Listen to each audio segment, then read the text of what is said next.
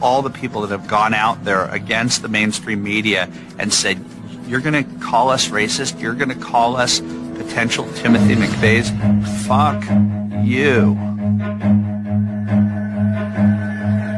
War.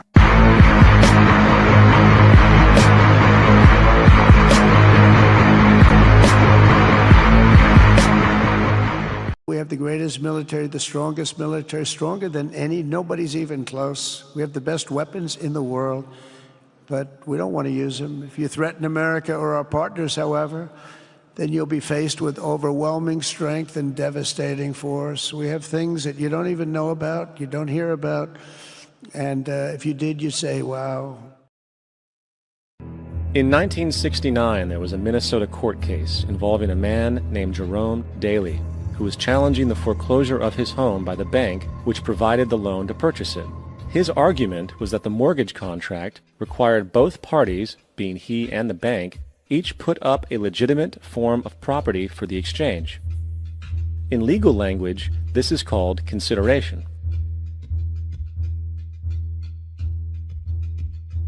Mr. Daley explained that the money was, in fact, not the property of the bank, for it was created out of nothing as soon as the loan agreement was signed. Remember what modern money mechanics stated about loans? What they do when they make loans is to accept promissory notes in exchange for credits. Reserves are unchanged by the loan transactions, but deposit credits constitute new additions to the total deposits of the banking system. In other words, the money doesn't come out of their existing assets. The bank is simply inventing it, putting up nothing of its own, except for a theoretical liability on paper. As the court case progressed, the bank's president, Mr. Morgan, took the stand, and in the judge's personal memorandum, he recalled that the plaintiff, bank's president, admitted that, in combination with the Federal Reserve Bank, did create the money and credit upon its books by bookkeeping entry. The money and credit first came into existence when they created it. Mr. Morgan admitted that no United States law or statute existed which gave him the right to do this. A lawful consideration must exist and be tendered to support the note. The jury found that there was no lawful consideration, and I agree. He also poetically added, only God can create something of value out of nothing. And upon this revelation, the court rejected the bank's claim for foreclosure, and Daley kept his home. The implications of this court decision are immense. For every time you borrow money from a bank, whether it is a mortgage loan or a credit card charge, the money given to you is not only counterfeit, it is an illegitimate form of consideration, and hence voids the contract to repay, for the bank never had the money as property to begin with. Unfortunately, such legal realizations are suppressed and ignored, and the game of perpetual wealth transfer and perpetual debt continues. And this brings us to the ultimate question: why? There is no law, and to date, nobody has been able to show that there is a law for the average American citizen working day in and day out to pay an income tax. But We the People Foundation for Constitutional Education put a full-page ad in the USA Today on July 7th, 2000. And within the body of that ad was a $50,000 challenge for anyone that could show the law. And to me, $50,000 is a lot of money. So I went after that and did the research based on the fact that I thought, let's put this baby to bed. I'm hearing all these rumors. I'm going to kill two birds with one stone. I'll answer these people's questions that are asking me, and then I'll win this $50,000. And, based on the research that I did throughout the year 2000 and that I'm still doing, I have not found that law. I've asked Congress, we've asked a lot of people in the IRS commissioners, helpers. They can't answer, because if they answer, the American people are going to know that this whole thing is a fraud. There is no law. There is no law that requires the average American worker in the private sector to pay a direct, unapportioned tax on their labor and compensation for services. There is no law. I really expected that, of course there's a law that you can point to in the law book, the code, that requires you to file a tax return. Of course there is. Maybe I don't know what it is right then as he was speaking to me, but sure. So naively, I agreed to go off and research it and get back to him. 3.5 months later, I was at that point where I couldn't find the statute that clearly made a person liable. at least not me and most people I know. And I had no choice in my mind except to resign. I had to leave the IRS because I presented evidence that I had accumulated indicating that the agency was violating the law and violating people's rights. And I asked the agency for a response to my sincere concerns. And the answer I got was that they would not respond to my concerns and that they would provide me with the paperwork necessary to tender my resignation. You can look through the statutes and look for the law that requires you to pay. And when you do that, you can't identify a law that requires the average person in America who earns a wage and works in private business to pay an income tax. American citizens, along with the foundation, have been asking the IRS to specifically provide them with the underlying legal foundation upon which they administer and enforce the personal income tax laws in our country. At the national level, when people would attempt to contact somebody of a much higher authority, say the commissioner, same kind of thing. They would get answers that were in effect non-answers. You have to understand that an agency which will unlawfully impose a tax that doesn't exist is not going to care.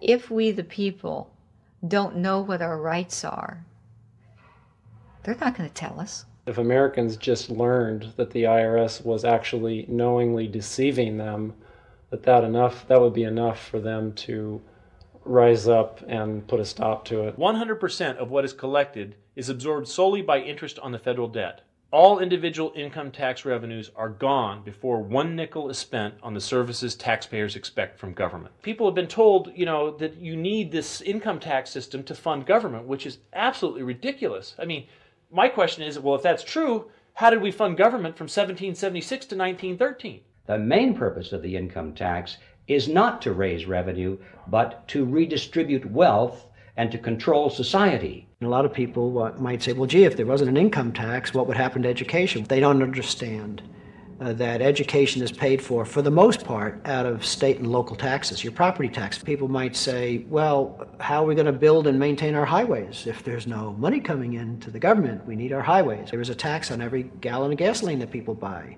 Proceeds from the income tax do not pay for highway construction. I believe that in both spirit and substance, our tax system has come to be un-American. Death and taxes may be inevitable, but unjust taxes are not. This small booklet includes the Constitution of the United States, the Bill of Rights, the Declaration of Independence.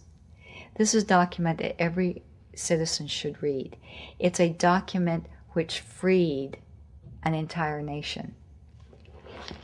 This is the Internal Revenue Code, and this document and the unlawful application of this document by the Internal Revenue Service has enslaved the nation that this document attempted to free.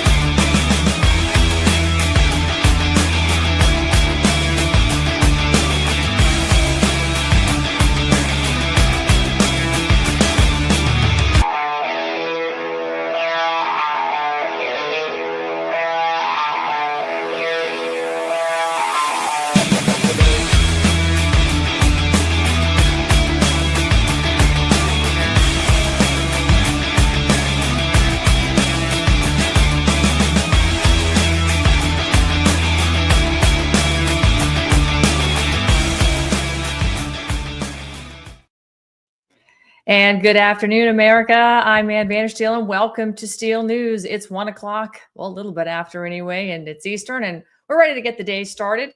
Got a great show for you today because we're going to be talking about and exposing how tyranny actually works in modern America.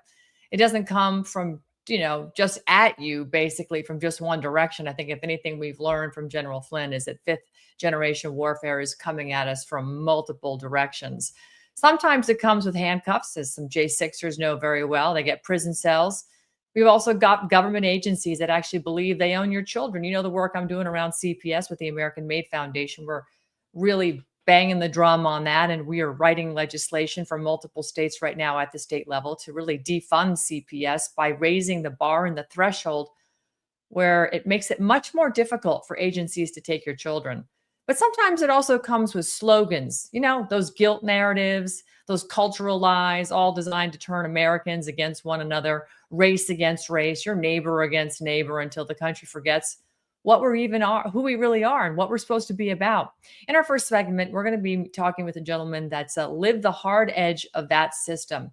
As a January 6th political prisoner, as a father whose daughter was taken by the state while he was behind bars, and as a patriot who refused to let government corruption destroy his family or his future.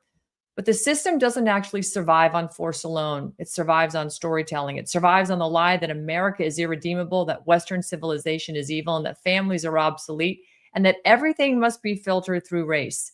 That's where our second segment comes in, because when lies lose their moral authority, they don't collapse from debate. They actually collapse from exposure and the mockery. And that is exactly what our second segment guest does better than almost anyone in America.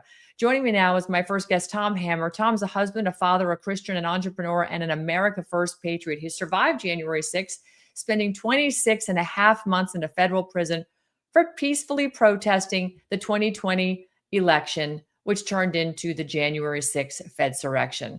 And while incarcerated, the state of Tennessee seized his daughter, placing her into custody while her mother was jailed without due process.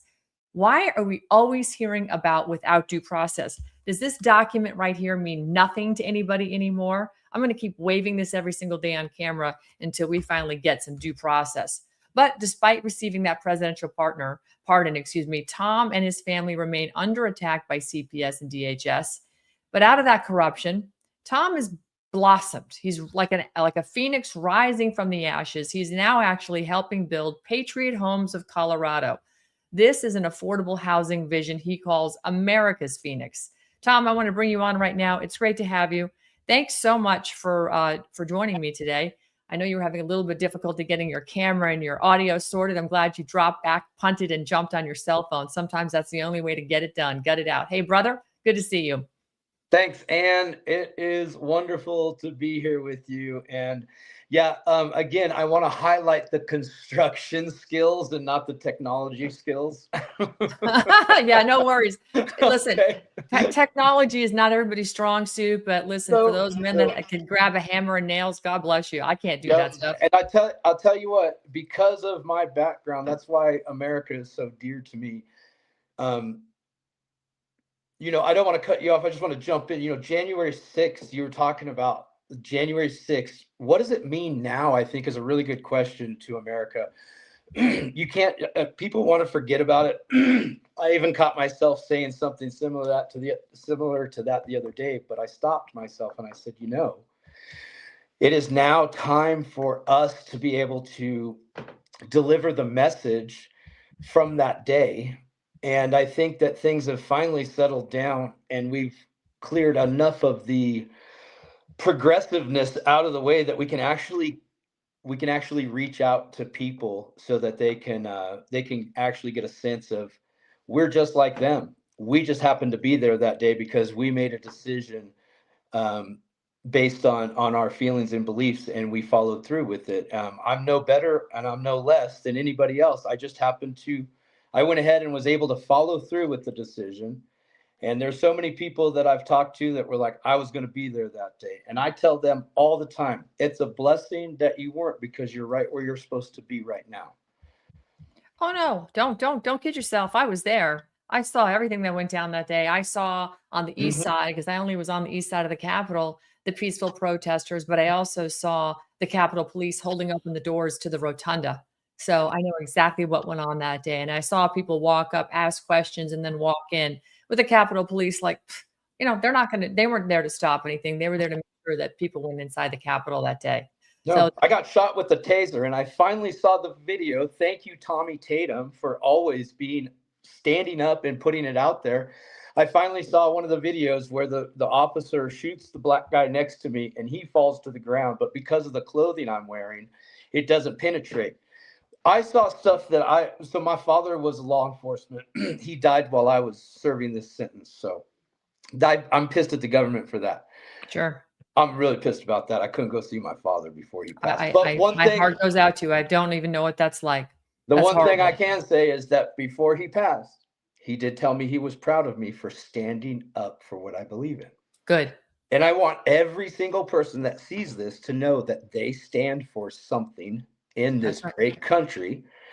And as long as you are faith-based and you have a Christian outlook on life, this is a country that you will be successful in. Now, if you come here and you want to be a jack off, like what we've seen through the 4 years of that one administration, I refuse to pronounce his name, but that is how we end up in the situation we are now. So we go from January 6th, right, where we were all called, these millions of people were called terrorists, insurrectionists.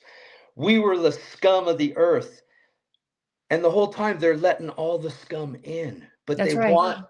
want us to be labeled that so that they can make these people the better part of society. We need them. We want them. We're going to care for them. And all they're doing is screwing up America. That's right. They don't have Christian values. Half of them don't want to be here. They're just here because they got paid to come here. And so that's the first thing in destroying this country. We stood up. You stood up with millions of other people that day. And we said, we're done with this. And look at us today. We're finally getting some traction. It's a little bit. I have a question when it comes to standing up, because we just now saw, and President Trump didn't even mention this last night, which I thought was interesting, but Dan Bongino has resigned and he's going home, presumably to, obviously his family. He said on Fox News that he missed his wife and it's been really hard on their marriage and whatnot, or hard on his wife, I think. I don't want to contextualize and suggest anything at all, that he's going home. Do you think he's quitting? Is he quitting on the government? Is he quitting on trying to fix stuff? Because he, had a brilliant podcast for many years. I know he made a lot of money and I don't begrudge that. I'm glad he was able to be so successful. But, do you think he's going back because he just couldn't beat the system, or is he just feeling like the system was working against him? What do you think's going on there to get him to quit? Because President Trump's not quitting. He's still there. So why would Dan Bongino quit? So the game of chess is a very interesting game. And I made a post recently how Trump, he did the pardon for Tina. And there's a piece in chess called the rook. It's a really amazing piece because it allows you to jump over something and reposition to the left or the right of your opponent. And you can be in a defensive or an offensive manner.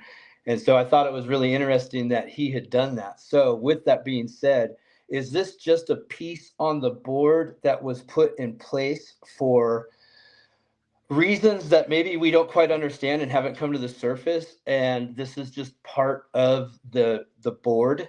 This could be part of the board in order to bring, because think of how many millions of people may not have turned and looked at the administration had Dan Bongino not been a part of it.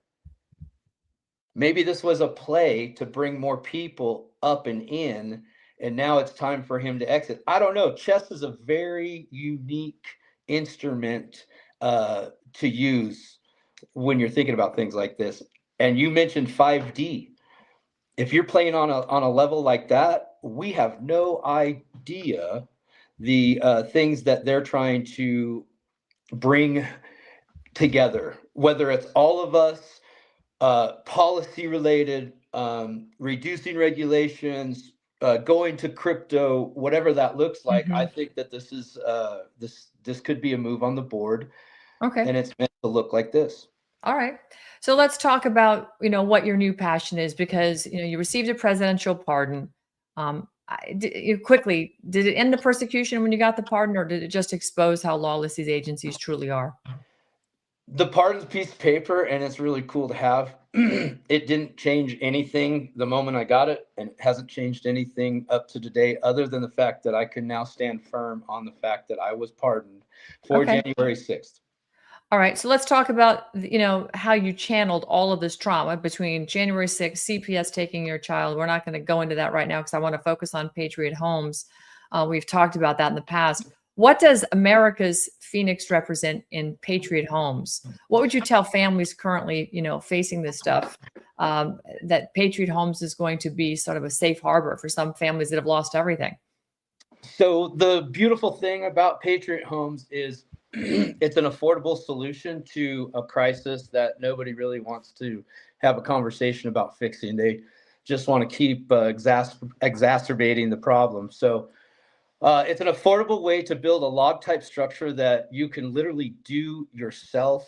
It's a Lincoln log type application. So a lot of people that are in my age group that are Gen Xers, we all remember Lincoln logs, and we had a good time. And I'm sure if you were like me, who love to build things, you always wondered, is there another way? Is there a better way? Well, I truly believe that I've found that. And I have to say that I found out about this at a home show in March of this year. So I thought this would be a great way to give the government a good shot as to this is what an American's willing to do and how many people want to jump on board with me.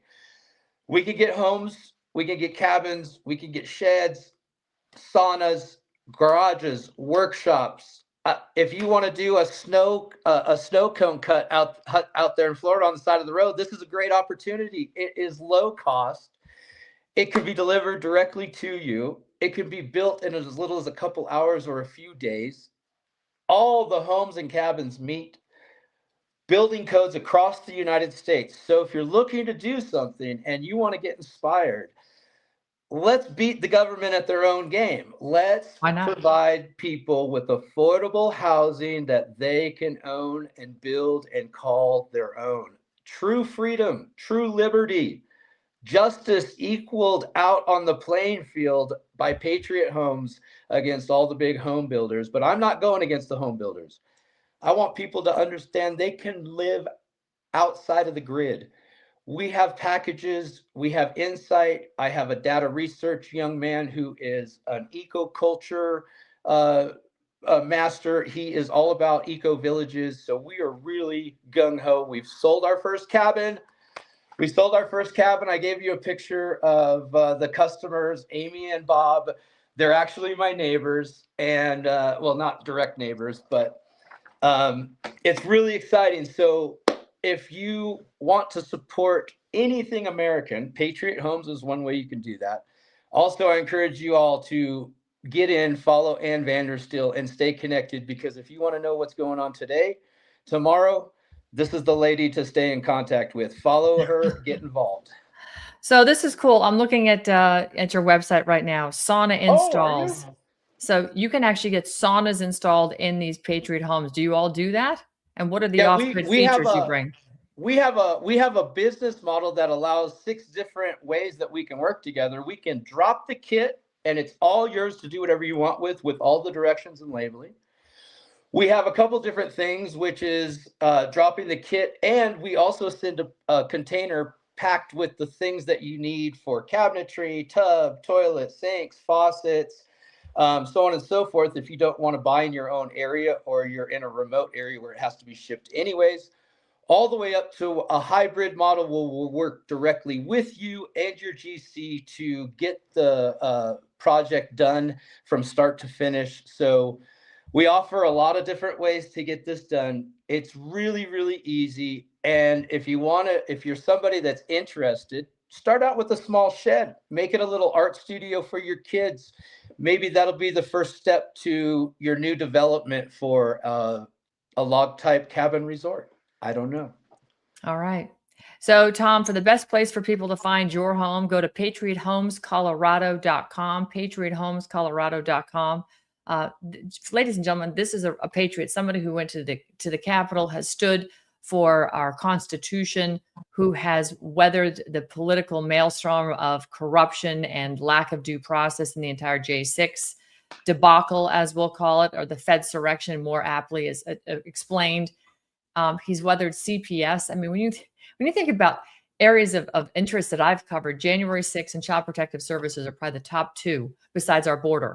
And again, all of these have been heavily impacted by unelected bureaucrats running these corruptocrat, criminal racketeering influence criminal organizations known as federal agencies, and none of them are even part of our Constitution. You can't find any of those things in this little pamphlet right here, right? This is nothing compared to the IRS Title 26 manual they're going to shove down your throat every April 15th. So, folks, if you're interested in getting some freedom, getting off grid, and doing something for yourself, I'd encourage you to check out patriothomescolorado.com. Tom Hammer, you are extraordinary. You've been punched in the gut by the federal government a few times, and you get up and you keep going. That is the true spirit and the true essence of what it means to be American. God bless you.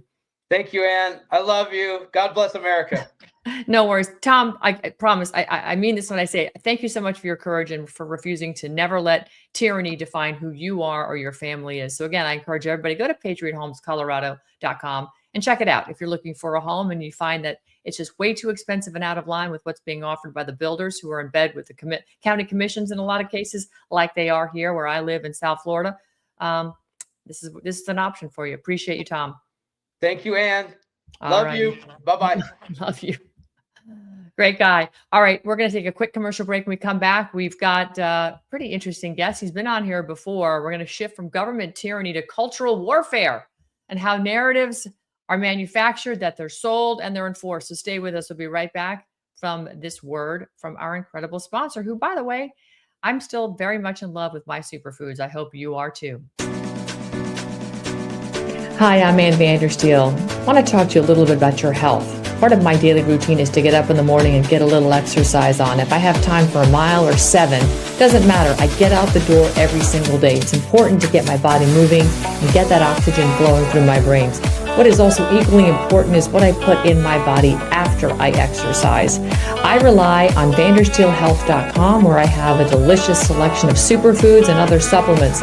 But first and foremost for me are my superfoods. I have a delicious shake every single day. It is organic, all made in the United States of America, non-GMO, never processed before, dehydrated superfoods. And when they reconstitute with water, milk, or whatever juice you like, it makes a delicious, healthy, plant-based protein supplement. And I say supplement because, frankly, I use this as a meal replacement.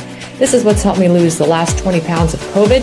I'm back down to my fighting college weight, fitting in my college clothes, and feeling better than ever. So go to vandersteelhealth.com and get your delicious superfoods. Get on the transformation program with us. It's a 30-day kickoff, and it will get your day starting out great. And watch the weight just fall off. Watch the energy increase, the brain fog lift, and of course the ancillary benefits in your hair, skin, and nails. All these things, you are what you eat. Remember that. Go to vandersteelhealth.com.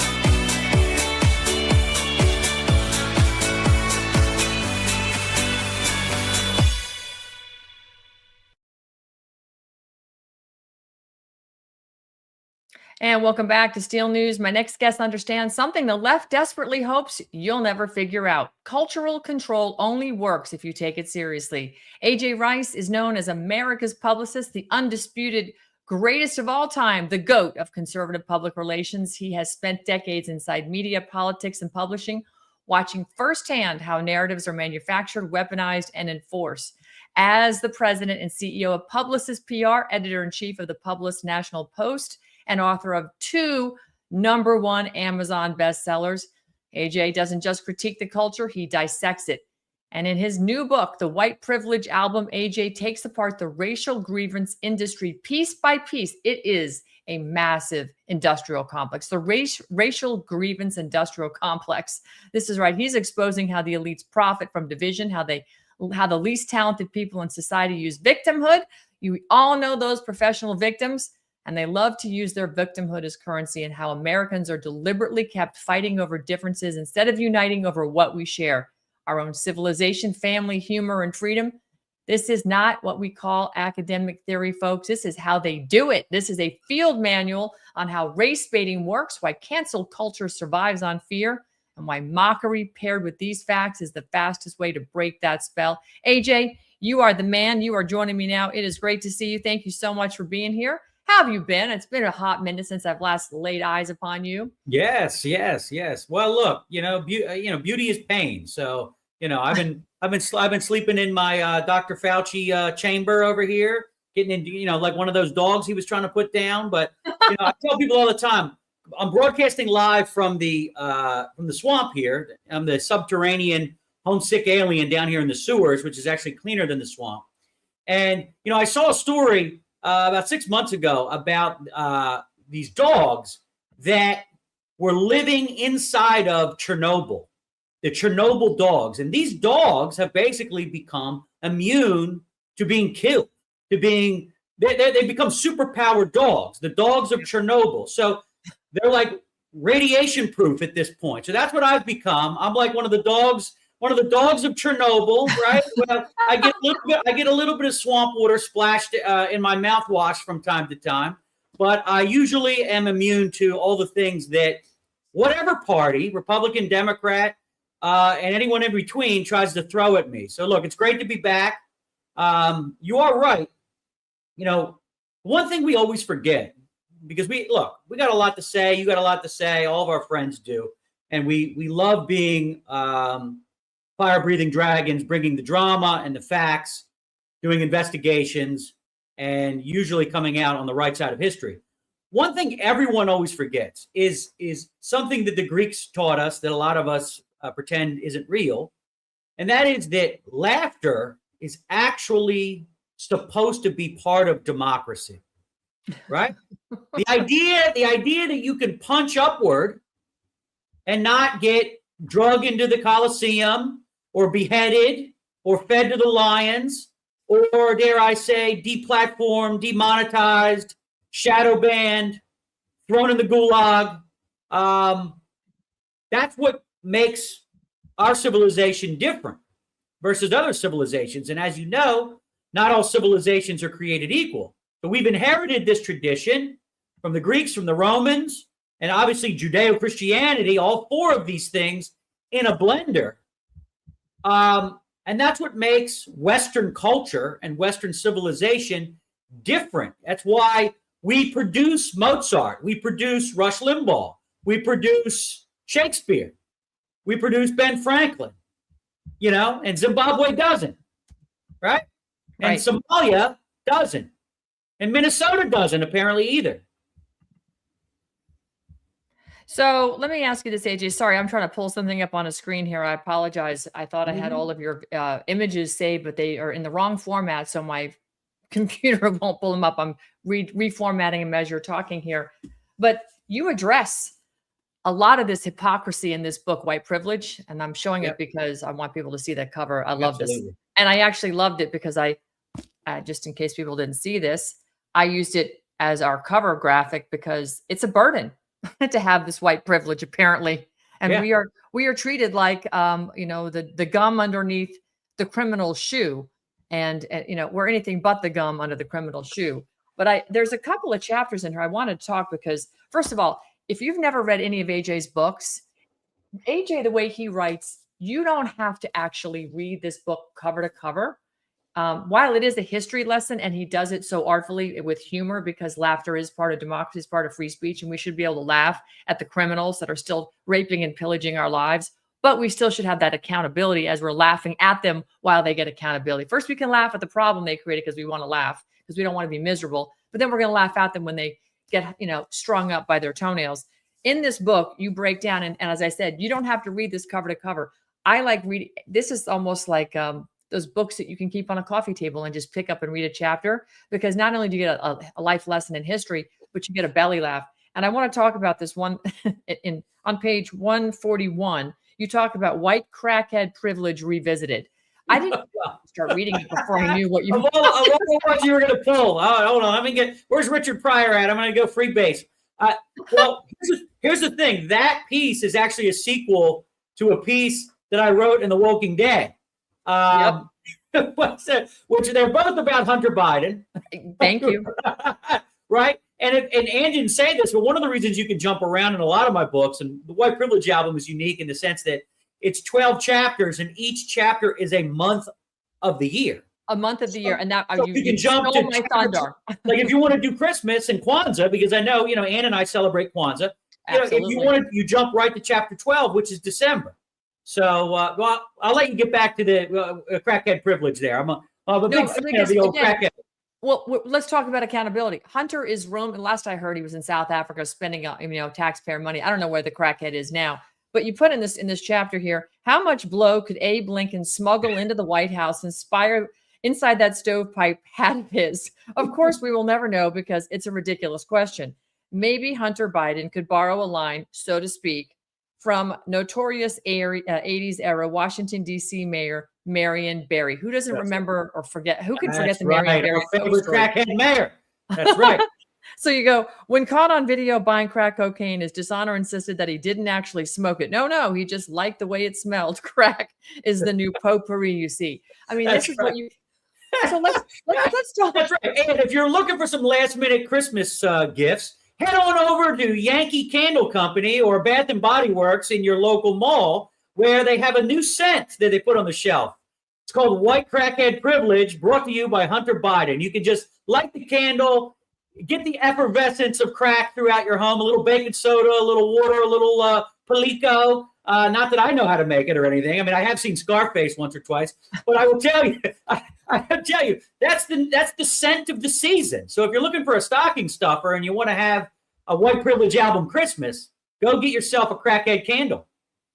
Go get yourself a crackhead candle. So AJ, in all seriousness, no. Why don't we have any accountability with Hunter Biden? I mean, you're sitting in the swamp. You talk to these people. Your client list reads like, who sat down and watched the State of the Union, in addition to people on mainstream media. I mean, go ahead, remind everybody what you did for Laura Ingraham. For how many years did you work for her? No, I was Ingram's executive producer on radio, not at TV. On radio from 2005 to like 2010, and then Monica Crowley for a couple of years, and then John Solomon for a couple of years, and then I launched Glenn Beck's The Blaze Radio Network for a couple of years, which was Buck Sexton, Chris Salcedo, and Jay Severin.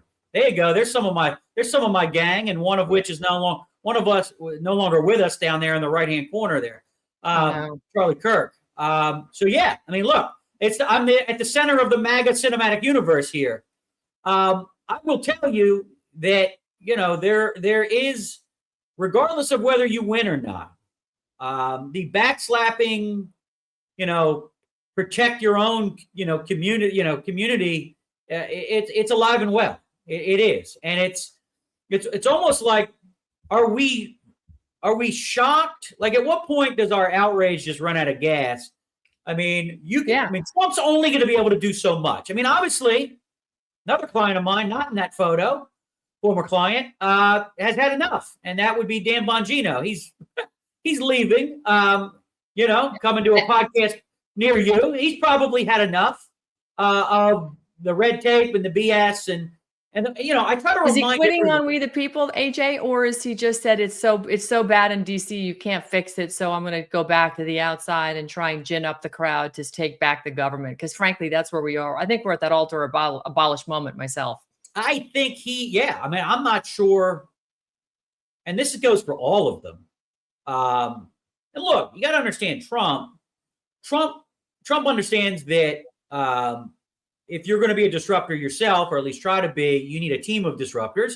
And I think he upgraded from Mike Pence with the fly on his head. The man who can't be alone in rooms with women without the door open, right? Whatever that means. Okay, whatever that means. Is he admitting something, or is he Dan with the door closed and opened? And as much as I might have dreamed of this years ago, nothing happened. Right? My point is, he basically cast a movie, Trump. He cast a movie. You can't just be a disruptor.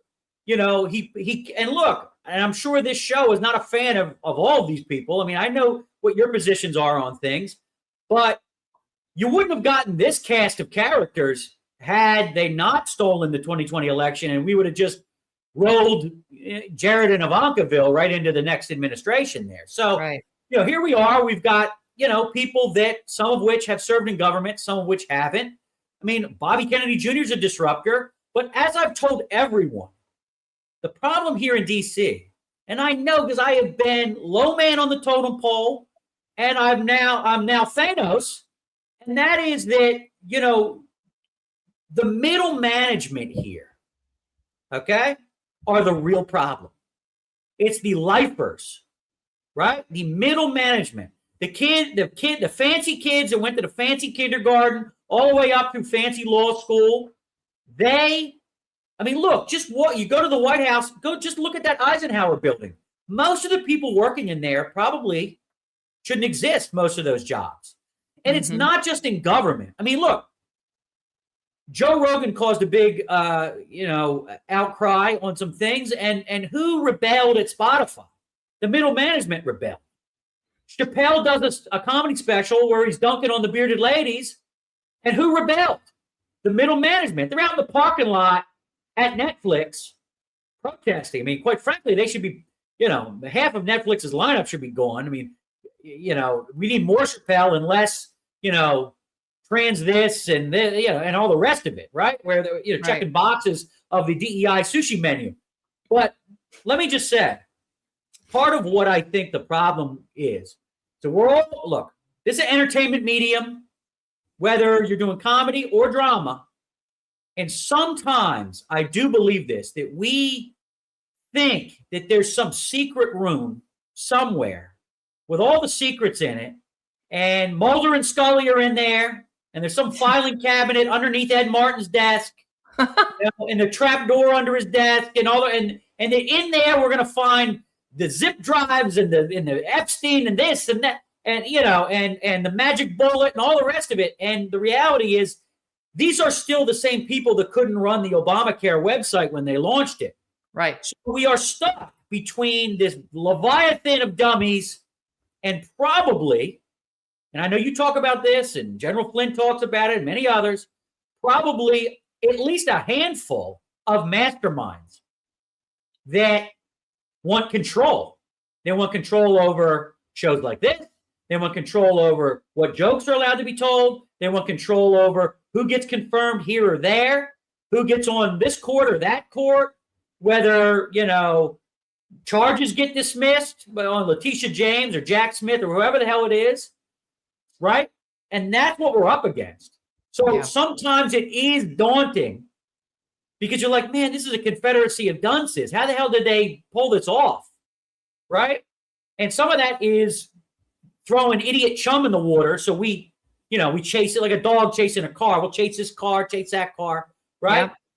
Yeah. And some of our friends go down rabbit holes because from time to time when our people, whether it's Jones or Flynn or you or Emerald or whoever the hell it is, you guys go down a rabbit hole, Tucker. Sometimes you do find something, right? So now, because from time to time, it's like baseball. Like the only person that ever batted 400 was Ted Williams. That meant he got a hit 4 out of every 10 times. This is the greatest average in baseball ever. 400. It's not even 500. 400. So if you bat 400, you're great. So that part of the problem is sometimes our friends jump down holes and there ain't nothing there. And then sometimes they can't come back from it. Sometimes they can. Sometimes they reset the board and they move on. So I think guys that were media people like Dan, and I know Dan, I knew Dan when no one knew it, like his first book when he was just he was waiting in the lobby at the Heritage Foundation, waiting to go up talk to Ingram on the radio. I think sometimes we think that we're going to find, the smoking gun and there's nothing there but red tape, or you get in there and you're like, oh my gosh, this is a maze. Yeah. Right. And I could spend 1,000 years down here and find nothing. So, sadly, AJ, what you're telling me is it's bleak. I mean, I don't want to say there's no hope, but to me, from where I'm sitting with Trump's Article 2 powers and the executive branch powers where the agencies fall under the executive branch, I don't know why he just doesn't literally fire everybody, just get rid of them, like scrub it all. When the government shut down, I'm going to ask you, did you miss anything? Did you even feel it, or was it just, I'm sure you felt it because traffic was down in DC, but did it really impact your life? I mean, look, you have no, and whether I'm here or in, Sheboygan, it wouldn't have impacted me. Right. What I find, so I got here in 2004.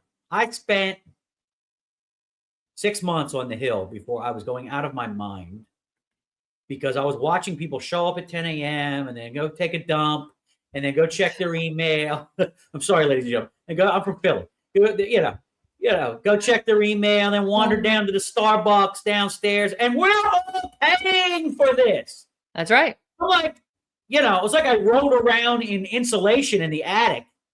I had to get welfare. It's welfare at six figures. That's what it is. So I would rather go get coffee for Ingram and walk her dog as a 24-year-old than do that. Right. And I did. Right. So I got to get the hell out of here. Right. Yeah. So, but this whole place operates off of the government. And it's why you got 10 of the richest counties in the United States around DC. Mm-hmm. Even the predominantly African-American county in Maryland, PG County, Prince George's County, which is where CPAC takes place every year. It's that county, okay, where the Gaylord is. Yep. And it's big. They have the most African-American millionaires in the country in what is basically what should be a backwater of Baltimore spilling down towards DC. So there's a lot of people making money here off of all of this. It's media, it's lobbyists for sure. And look, I throw my fishing rod in all kinds of pools to see what's going on. But no, it didn't really change much. The fact that everything shut down. The janitor at the Smithsonian that makes $125,000 a year didn't have to go to work. Imagine that. That's a good gig if you can get it. That's right. Janitor job at the Smithsonian. So that's what we're dealing with here, and that's why, like, even when Elon lifted up a few skirts there and showed all the money we were lighting on fire for, Tranny the musical in Ireland and sex changes for puppies in Brazil and all the rest of it. And we were all outraged.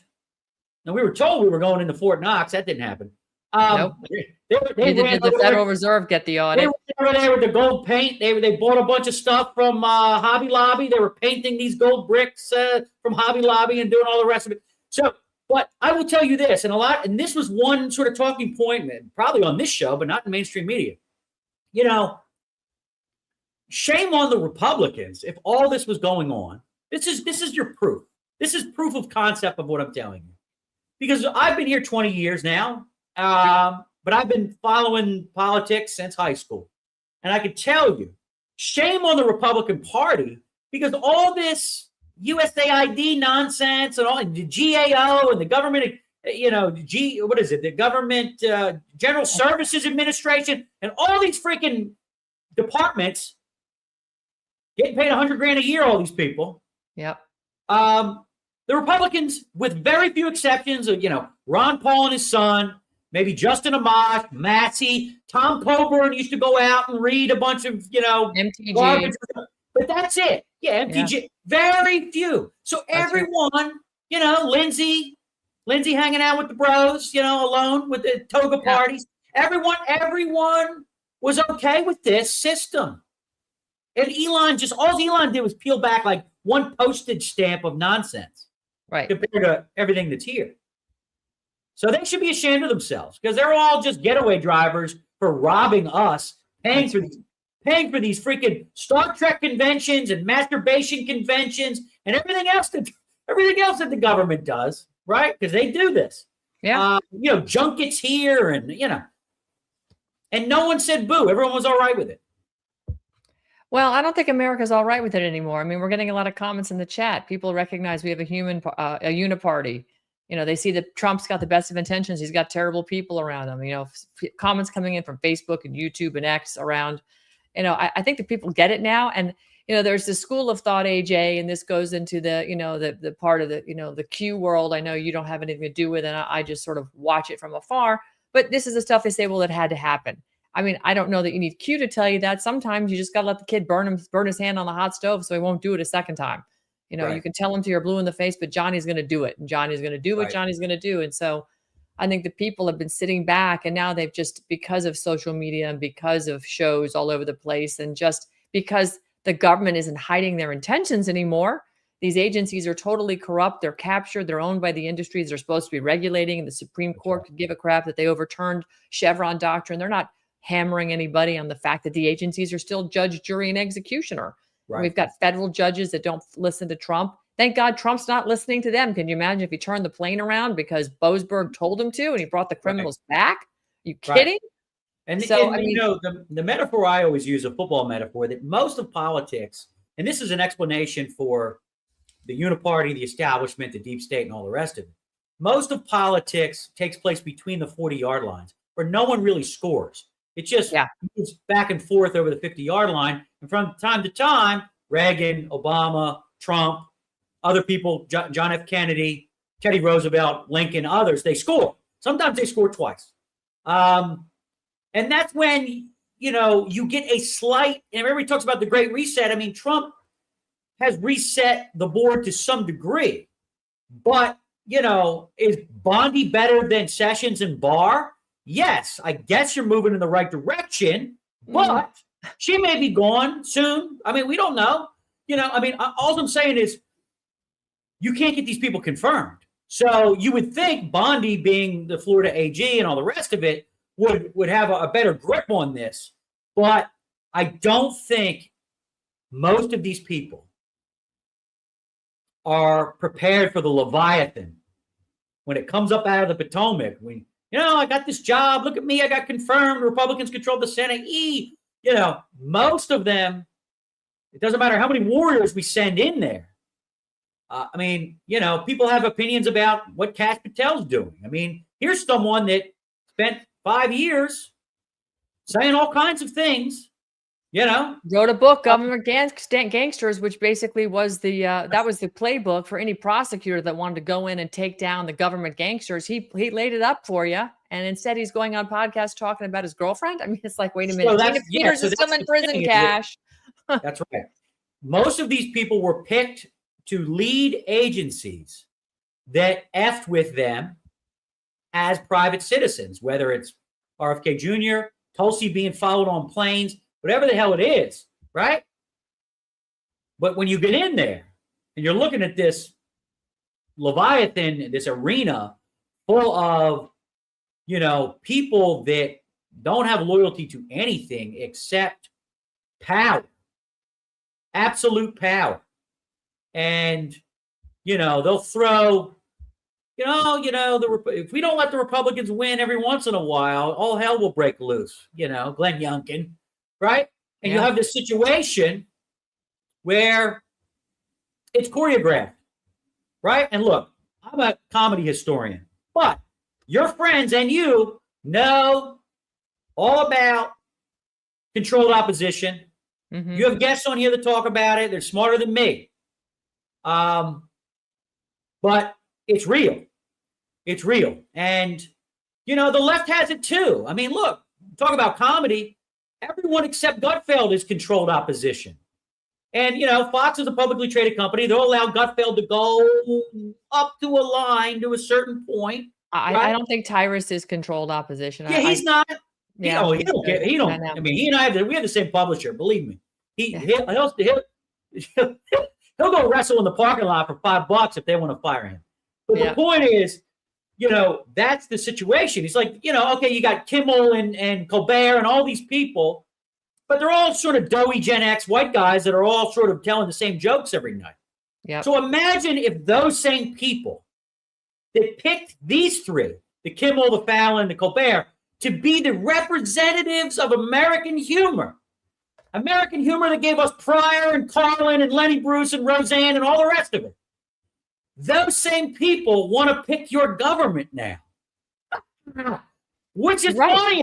Which is gallows humor. It's gallows humor. The tail's wagging the dog, and it has been for a long time. I mean, it's disgusting. Listen, I'm sitting here. I've got all these chapters dog-eared. By the way, I wanted to talk to you, but I know we're running out of time. Welcome back. Yeah, you got to come back because, I mean, I'd love to talk about the Black Lives Matter Loves Hamas chapter because talk about a conversation that has totally derailed MAGA and split the America First and I mean, it basically created two camps inside MAGA. MAGA became MAGA. And then there was the America First people who were also MAGA. But they are like, we're America First and everything else is BS. Sure. And, you know, and again, this is Marxism at its finest. This is the red-green axis and the social media influencers and the bot accounts out there that are pushing narratives constantly. And they'll literally put fake crap up on video, like what we saw going on in Ukraine a lot. So I guess in closing, I want to ask you this, AJ, if Americans understood one truth about cultural Marxism, what should it be? Well, that it's not new. And then you could call it wokeism all you want, but they've been doing the long march through our institutions, going back to Margaret Sanger and Woodrow Wilson, really. And they've never been able to get an economic revolution because we have three things: Western civilization, the middle class, and the nuclear family, which is why all three of those things are under assault, because they can't hang the capitalists with the rope they manufactured. So instead, they get in like an STD or a tapeworm and they try to infect the culture. And that's how they come for us and try to capture us. Well, AJ Rice, I've worked with you. You're an incredible publicist. You hustle. You've got a great team, by the way. Love your team over at Publicist. They're phenomenal. Bar none, the best out there. Just tremendous. You're a funny guy. You're a dad. And, you know, you're a great husband and you're a great friend. And when things happen, you check in on people. You're not just a guy hustling for a dollar. You're a guy that genuinely cares about this country, and you have the who's who in DC, obviously, as your clients.